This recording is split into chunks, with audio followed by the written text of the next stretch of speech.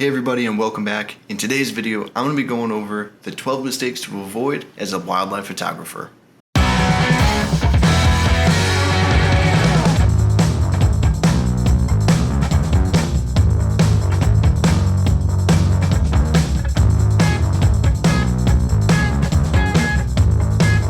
Nick here with Lively Productions, bringing you my best tips and tools to grow as a wildlife, landscape, and outdoor lifestyle photographer and filmmaker. Today I'm going to go over 12 mistakes that I personally have made in hopes that you can learn from it and you don't have to make these mistakes. So learn from me and go out there and do better. Oh yeah, and these are in no specific order from most important to least important. Metering mode. Set your camera to spot metering mode. If you're shooting wildlife, you're shooting for a specific subject, right? Which is that animal. So you want that animal to be as exposed properly in camera before you even start editing it. So putting your camera on spot metering mode is going to allow your camera to react to wherever you put your focus box on, that is going to be your exposure level. So for example, if I'm an animal and I have spot metering mode and you have the spot right here on my face, it's going to expose for my face. If you have it back here where it's darker, your metering bar is going to tell you that it's too dark and tell you to brighten up the image.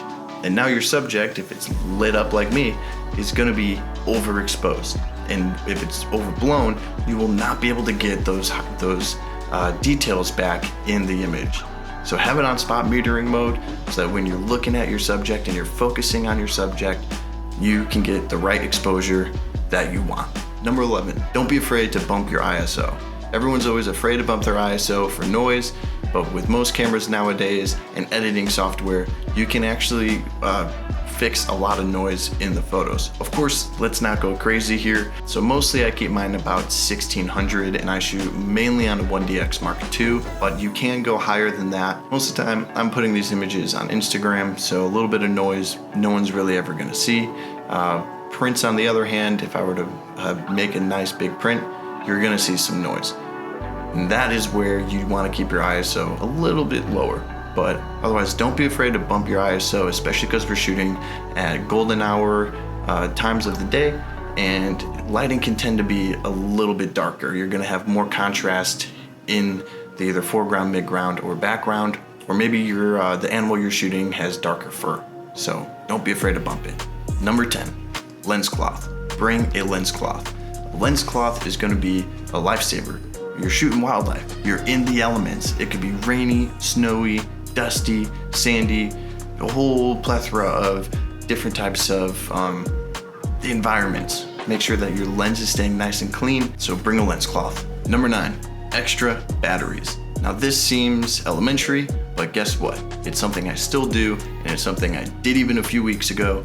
And I met somebody, another photographer. He was out just shooting some wildlife, looking for different birds in an area near my house. And he ended up seeing an owl, something I've been looking for 3 years out here in Virginia Beach. Never seen an owl. Guess what? I only brought one battery. My camera was dead. I still went to go see if I could find him. I didn't end up finding it, but if I did, I would have been super disappointed because I had forgotten my battery. So bring extra batteries, make sure that they're charged before you go out and shoot so that you don't end up disappointed because what you went out there to actually shoot, it pops into view, and guess what? You don't have the battery to take the picture. Number 8, keeping to only shooting static shots. So you see your dinosaur and he's sitting there and he's, not moving. Don't just take straight on photos of him not doing anything. Sit there, be patient, and maybe wait to try and get some shots of him running or moving, or if it's a bird flying, drop your shutter speed and move with him. So if he's moving, high shutter rate, low shutter speed, move with him, get that nice blurry background and your subject in focus. Now a lot of times, because we're shooting wildlife, they're unpredictable and we really don't know what's happening or what they're gonna do. So we try and get at least I try and get a couple shots of what I need, and then I usually will get creative, just so I have something. Number 7, not using a circular polarizer filter or CPL. Now this is something that's used often in outdoor landscape, nature, wildlife photography because there are so many reflections and we're shooting with natural light. So there's a lot for light to bounce off on, especially fur. So if you're shooting in misty conditions, rainy conditions, snowy conditions, all that light and the wet fur of the animal is going to reflect light. So having a CPL on is going to help boost the saturation and contrast of your image while reducing and deflecting highlights. Number 6, too many lenses.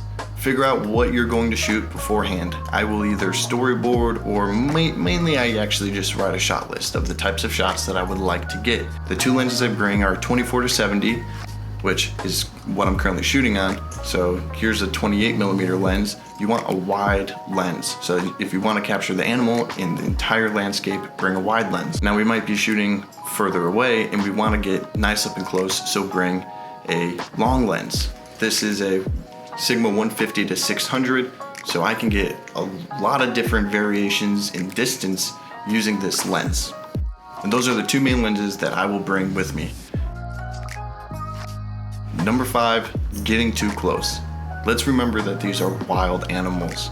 All right, now I have had the opportunity to be within 15 and 20 yards of a black bear and her cubs, and she did not care. That's something where you yourself have to discern whether or not that is safe and know how to react accordingly if things were to go crazy, because these are wild animals. I've also had an elk during the rut season walk 5 feet in front of me, and I stayed low, quiet, and I slowly started to scoot back as he got closer to me because I don't want to feel like a threat. When you're shooting wildlife, you want them acting in their natural habitat. You don't want to be a hindrance or make it seem like the animal's acting unnatural because of your presence. We want to shoot them as they are and as they are in nature. Number 4, composition, which ties back into number 8 of shooting only static shots. Once you see your subject and you get a couple photos off just to have them because you don't know if they're going to run away or fly away, try and figure out and get creative with your compositions. Put in some foreground, make sure the background looks nice, try and remove as many distracting objects from your frame as possible. Maybe have some leading lines, the golden ratio, whatever it is. But be sure to get creative, make your photos stand out, make them different from everybody else that you see. Put yourself into it. Why do you like the image? So look for those little bits of composition. Number 3, turning off your noise reduction, calibration, and in-body stabilization. And here's a really quick reason why. In-camera noise reduction can actually make your cameras softer than they should be or even need to be. And editing software does a lot better job than the internal processes of whatever camera you're using. So go ahead and turn that off and reduce the noise in post. For calibration and in-body stabilization, a lot of times you're shooting wildlife on a tripod. And if you're not, then you can actually leave these things on. But if it's on a tripod, it can actually create a softer image. It can do the opposite of what it's supposed to do. So take the safe route and turn them off when you're shooting on a tripod. Which brings me to number 2, using a tripod. Now I have fluid head and ball head tripods. When I'm shooting bigger game, what I like to do is use my fluid head tripod because I can sit there and pan and keep my camera level as the animal's moving and as I'm shooting. If the animal just pops up and you need to get the photo real quick, don't worry about putting it on a tripod. But if you have the time and they're not going anywhere, put your camera on a tripod. Number 1, too low or too high aperture. A lot of times when I'm shooting wildlife, I like to get close-ups of their face, the details, dirt, fur all mangled. If they're chewing on leaves or eating an animal or eating grubs or whatever, I like to get nice and close and intimate because those are the characteristics that define that specific animal.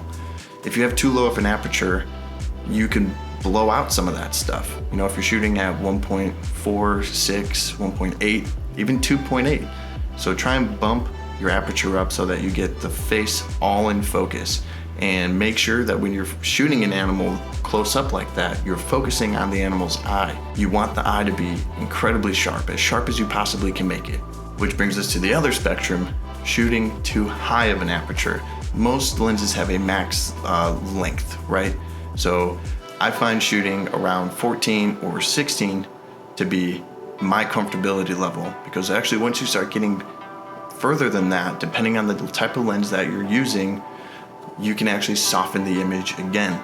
So Take the time, do your research, test your lens out, go set something up where you can test each different stop and find the sharpest focal points for your specific lens. And then don't go beyond those. And that's it for the 12 mistakes to avoid for wildlife photography. If you found this video helpful, hit the like button as it really does help the channel out. Subscribe if you like videos like this. And for gear, more information, and where you can find me on social media, be sure to check out the description below. And I'll see you guys in the next one.